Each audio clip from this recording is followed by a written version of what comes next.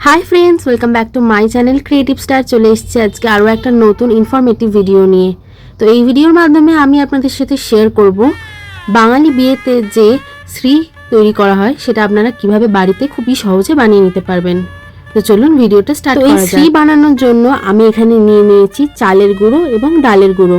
প্রথমেই আমি দিয়ে দিচ্ছি ডালের গুঁড়ো, তারপরে আমি দিয়ে দিচ্ছি এখানে চালের গুঁড়ো। তো চাল এবং ডালের গুঁড়োটা আমাদের কিন্তু 2:1 রেশিওতে নিতে হবে। ডালের গুঁড়োটা হবে 2 রেশিও মানে 2 ভাগ এবং চালের গুঁড়োটা দিতে হবে 1 ভাগ। তার মধ্যে পরিমাণ মতন জল মিশিয়ে একটা আটা যেরকমভাবে আমরা মাখি সেভাবে ডো মেখে নিতে হবে। তো ডোটা কিন্তু খুবই টাইট হবে, সেটা আপনারা হাত দিয়ে দেখেই নিশ্চয়ই ভিডিওতে বুঝতে পারছেন। তো এখানে আমি বানিয়ে নিচ্ছি কুলো এবং কুলোর ওপরে আমি শ্রীটাকে রাখবো। তো সেই মতনই আমি যেরকম ডিজাইন বানাচ্ছি আপনারা ভিডিও অনুযায়ী বানিয়ে নিতে পারেন বাড়িতে খুবই সহজেই। তো এখানে আমি কোনো রকম কোনো আঠা ব্যবহার করিনি, আঠার পরিবর্তে আমি এখানে নর্মাল জল ব্যবহার করেছি এগুলোকে পরস্পর আটকানোর জন্য। তো চলুন ভিডিওটা আপনারা দেখতে থাকুন, আর শ্রীটা কেমন লাগলো আপনারা কিন্তু ভিডিওর কমেন্ট বক্সে জানাতে ভুলবেন না। আর আমার ভিডিওগুলো যদি আপনাদের ভালো লেগে থাকে ভিডিওটা কিন্তু লাইক করবেন, আর এরকম আরও নতুন নতুন ভিডিও দেখার জন্য কিন্তু চ্যানেলটাকে সাবস্ক্রাইব করতে ভুলবেন না। আমি যেই উপায় আপনাদের শ্রীটা বানিয়ে দেখাবো, যে কোনো বিগিনার বা যারা প্রথমবার শ্রীটা বানাচ্ছেন তারাও কিন্তু অতি সহজেই এই শ্রীটা বানিয়ে নিতে পারবেন নিজেদের বিয়ে কিংবা পুজোর কাজের জন্য। তো ফিরে আসছে একদম ভিডিওর শেষে, তো ভিডিওটা শেষ অবধি দেখতে থাকুন। আমার ইউটিউব চ্যানেলে কিন্তু আমি ইতিমধ্যেই নিত্য নতুন রান্নার ভিডিও সহ বিভিন্ন রকম কেক বানানোর এবং ডেকোরেশন করার ভিডিও সহ বিভিন্ন রকম প্রোডাক্টের unboxing and review video share করে থাকি। আপনাদের যদি ভালো লাগে আপনারা চাইলে সেই ভিডিওগুলো গিয়ে চেক করতে পারেন। তো এখানে একটা কথা বলে রাখি, পরস্পর এই শ্রীটাকে লম্বা করার জন্য কিন্তু আমি এখানে ধূপের কাঠির ব্যবহার করেছি। আপনারা চাইলে ব্যাম্বু স্টিক কিংবা টুথপিকেরও ব্যবহার করতে পারেন, যেটা আপনাদের হাতের কাছে থাকবে আপনারা সেটাই ব্যবহার করবেন। এতে করে কিন্তু যে শ্রীটা হয় খুব সুন্দরভাবে স্টেবল হয়ে যায়, নড়াচড়া করে না বা ভেঙেও পড়ে যায় না। তো এবার আমার শ্রী বানানোটা কমপ্লিট হয়ে গেছে। শ্রীয়ের থালাটা খালি খালি লাগায় আমি কিন্তু এই সাইড দিয়ে কিছু পান পাতা এবং শাঁখাপলা এখানে বানিয়ে দিচ্ছি। বিয়ের রীতিনীতির এবং আচার অনুষ্ঠানের এই অংশগুলো আমি এখানে কিন্তু তুলে ধরছি আজকের এই শ্রীর মাধ্যমে, যেগুলো আমাদের এই বিয়ের রীতিনীতিতে কাজে লাগে।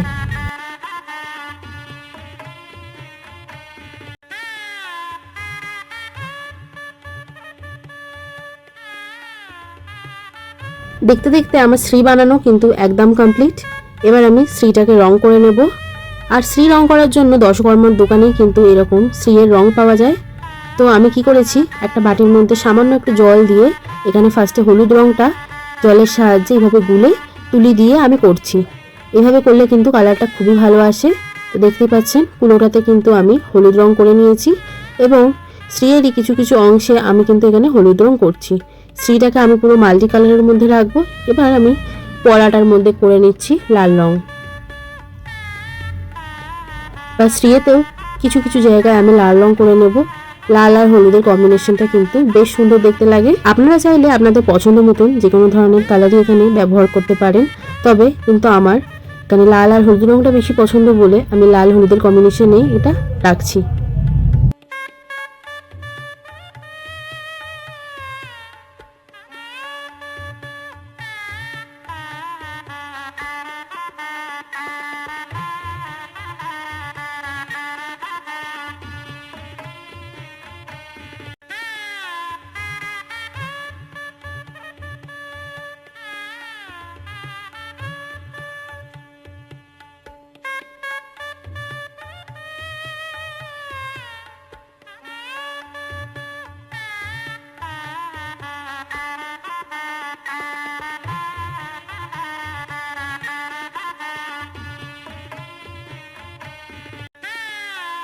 এবার আমি ধূপের কাঠি দিয়েই ছোট ছোট ডট দিয়ে নিচ্ছি কুলোর মধ্যে, এতে করে কুলোর ডিজাইনটা কিন্তু আরো ভালো করে বোঝা যাবে।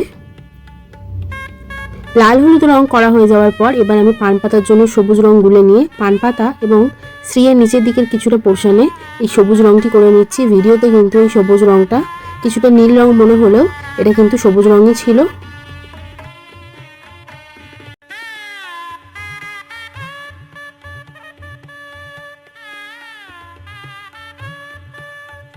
পান পাতায় সবুজ রঙটা শুকিয়ে যাওয়ার পরে আমি এখানে লাল রঙটা দিয়ে কিন্তু এরকম সিঁদুর বানিয়ে নিয়েছি। সিঁদুরের এরকম টিপ বানিয়ে নেওয়ার পরে কিন্তু আমি এখানে আমার এই অ্যাক্রিলিক কালার ব্যবহার করেছি। আমার কাছে সাদা রঙটা অ্যাভেলেবেল না থাকায় আমি পার্ল মেটালিক কালারটা এখানে দিয়েছি, নিয়ে শাঁখার রঙটাকে করে নিয়েছি। শাঁখার রঙটা এখানে উপর দিয়ে না করলে কিন্তু পরের দিন শাঁখাটা কিন্তু কালো হয়ে যেত।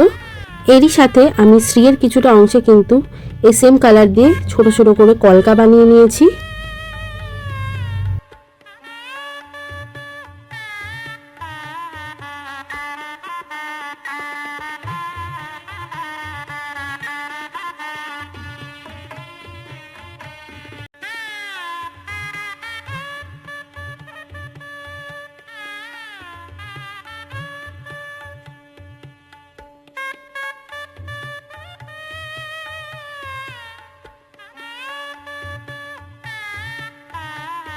একইভাবে এবার আমি পান পাতার মধ্যে সিঁদুরের যে বর্ডারটা বানিয়েছি সেখানে ছোট ছোট করে ডট দিয়ে এরমভাবে ডিজাইন বানিয়ে নিয়েছি। তো চলে এসেছি আমরা শ্রী বানানোর একদম শেষ পর্বে। শ্রীটা যাতে কোনোভাবেই ড্রাই না হয়ে যায়, এবার আমি এর উপর দিয়ে কিন্তু সর্ষের তেল দিয়ে নেব। বিয়ের আগের দিন কিন্তু সকলে শ্রীটা বানিয়ে রাখে এবং এর উপর দিয়ে এরকমভাবে সর্ষের তেল ছড়িয়ে দেয় যাতে করে শ্রীটা কোনোরকমভাবে ড্রাই হয়ে গিয়ে ক্র্যাক না হয়ে যায়। তো আজকে আমার বানানো শ্রী ভিডিওটা আপনাদের কেমন লাগলো অবশ্যই জানাবেন। ভিডিওটা ভালো লাগলে লাইক করতে ভুলবেন না, চ্যানেলে নতুন হলে সাবস্ক্রাইব করবেন আরও নতুন ভিডিওর জন্য। তো আজকের মতন এই পর্যন্ত, দেখা হবে নেক্সট ভিডিওয়ে।